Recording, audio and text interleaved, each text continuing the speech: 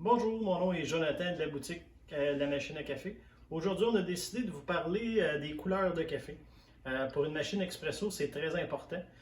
Pour machine café filtre, un peu moins. Mais aussi, on va différencier les goûts là, que vous pouvez trouver d'un café à l'autre.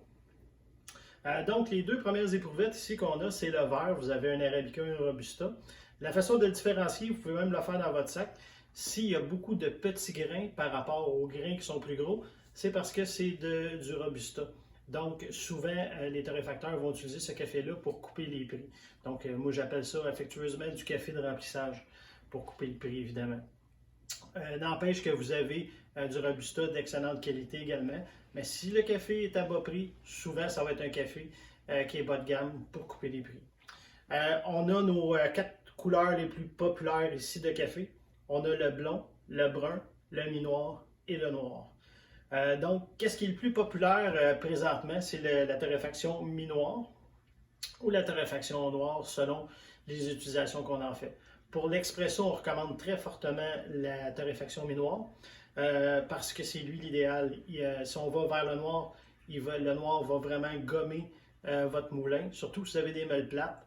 Ça va gommer encore plus vite, comme exemple les machines Psycho ou même les moulins là, Fierzato ou peu importe la marque. Là, il y en a beaucoup qui offrent des meules plates. Avec un café noir, ça a tendance à s'encrasser beaucoup plus rapidement.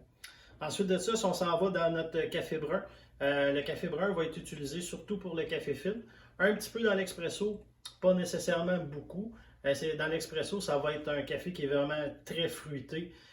Faut aimer ça avec beaucoup un goût acide, acidulé. Ça, c'est des choses que vous allez retrouver. Il y a des gens qui adorent. Les vrais amateurs de goût fruité acidulé, un peu comme les bières IPA ou certains vins qui ont des goûts de pamplemousse ou des choses comme ça, vont préférer la torréfaction blonde, un café qui est très peu cuit, plus lentement. Par contre, ce café-là, moi, comme je dis toujours, c'est dur comme de la roche. C'est très dur pour les moulins. On a un client qui s'est présenté ici, un moulin qui est supposé d'avoir une durée de vie d'environ 3 ans. Excusez-moi, qui était supposé avoir une durée de vie d'environ 10 ans, a fait seulement 3 ans. Les meules sont usées prématurément et le moteur du moulin a brûlé malheureusement.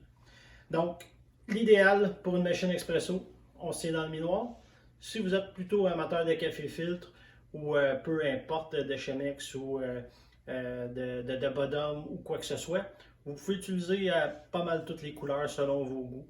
C'est vraiment, comme je dis, selon vos goûts personnels et vous y allez avec vos préférences. Donc, si vous voulez faire l'achat de café, vous pouvez toujours le faire en boutique ou sur notre site web à lamachineacafé.ca. Sur ce, bon café!